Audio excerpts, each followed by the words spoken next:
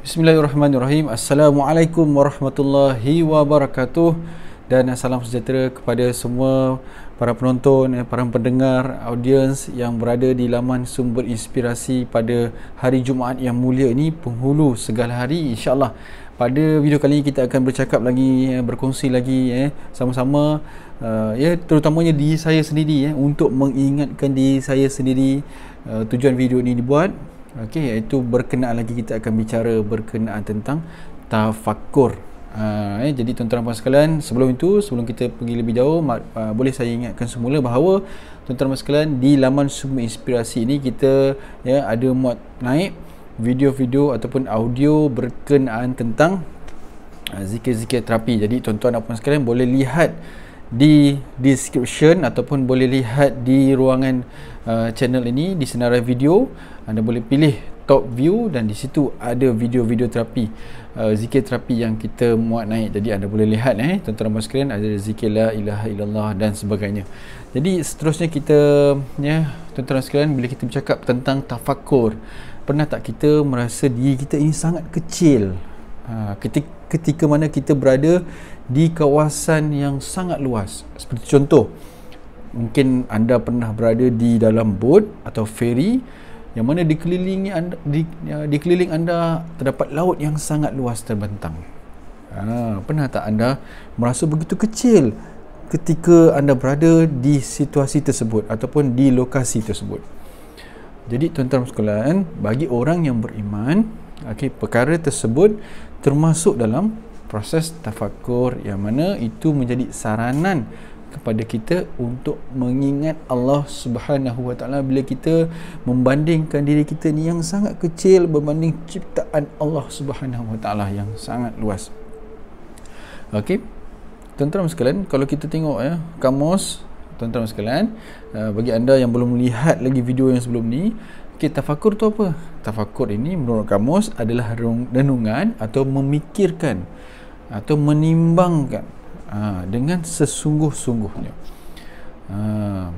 Jadi tuan-tuan, tafakkur ni kita boleh lakukan, ia boleh jadi satu ibadah juga dengan cara kita fikir dan merenungi tentang kebesaran Allah Subhanahu Wa Taala, seperti yang terdapat dalam surah Al-Imran ayat 191. Maksudnya apa?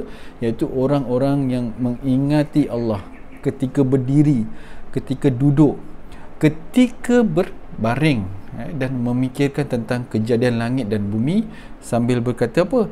Wahai Tuhan kami, tidaklah Engkau menjadikan ini dengan sia-sia. Jadi tuan-tuan sekalian, pernah tak anda teringat ketika mana anda berada di situasi tadi, anda berada di tengah lautan, anda berada di tengah padang yang luas. Jadi tuan-tuan sekalian, ingatkan bahawa diri kita ni kecil berbanding ciptaan Allah Subhanahu Wa Taala, berbanding kebesaran Allah Subhanahu Wa Taala yang jauh lebih luas. Jadi tuan-tuan sekalian, itulah termasuk juga dalam proses tafakkur.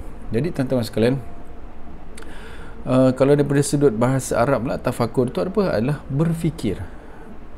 Berfikir. Jadi tuan-tuan dan puan sekalian, ada sebahagian ahli sufi pula, ada orang ahli sufi pula yang mengatakan bahawa tafakkur ini merupakan cara manusia untuk mendapatkan ilmu tentang Allah Subhanahu Wa Taala yang hakiki. Jadi kalau kita boleh ertikan juga sebagai cara orang Islam untuk beribadah dalam diam dengan mengingatkan apa? Mengingatkan kebesaran Allah, kerana ia hanya dilakukan dengan fikiran dan juga hati kita. Iaitu caranya apa tadi? Dengan banyak-banyak kita merenungi kekuasaan dan bahkan Allah SWT lah, yang maha besar, yang maha kuasa, yang telah menjadikan semua apa yang kita nampak ini, apa yang kita rasakan ini. Jadi tuan-tuan sekalian, kita petik sikit jurnal daripada sebuah kajian, menurut yang telah disediakan oleh nama dia Desri Ari Eng Haryano.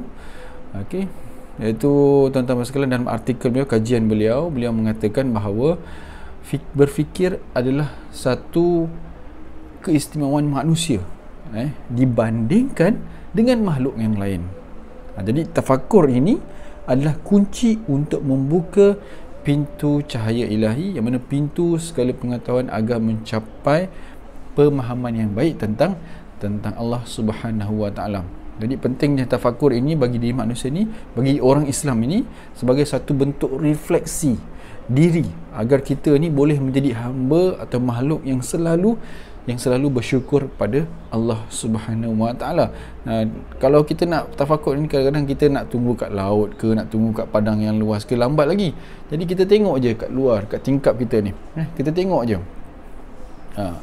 Apa yang ada di luar tingkap kita, ada langit yang luas, ada pokok, ada burung-burung yang berkicauan dan semua. Itulah sunatullah, yang mana kita boleh bertafakur bila kita melihat apa yang berada di sekeliling kita.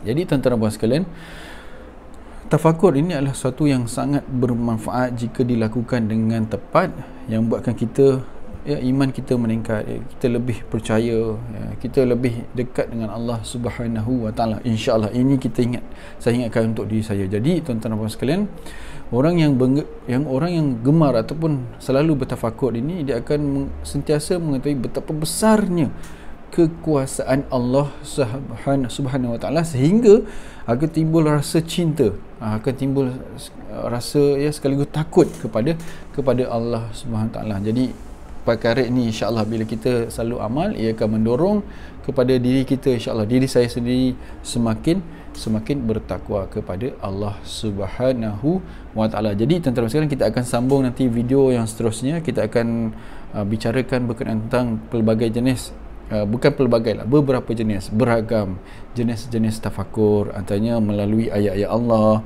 melalui pemberian nikmat, melalui tentang janji Allah Subhanahu wa taala, tafakur terhadap balasan dosa, dan juga tafakur tentang kekurangan diri.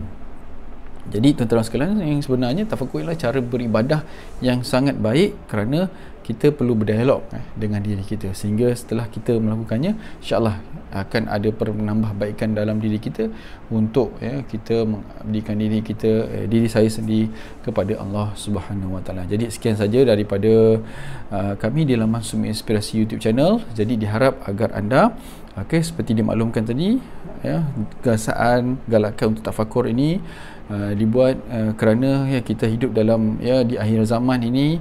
Tuan-tuan sekalian, banyak pancaroba, banyak tipu helah, tipu daya yang berlaku, terutama apa yang kita gunakan sekarang ni, telefon dan sebagainya. Ini adalah boleh jadi tipu daya juga untuk kita. Jadi sama-sama kita menepis segala tipu daya dengan kita menggunakan, tuan-tuan sekalian, apa yang dalam Islam ada, tafakur, beribadat, solat, selawat dan sebagainya. Jadi insya-Allah berzikir dan sebagainya.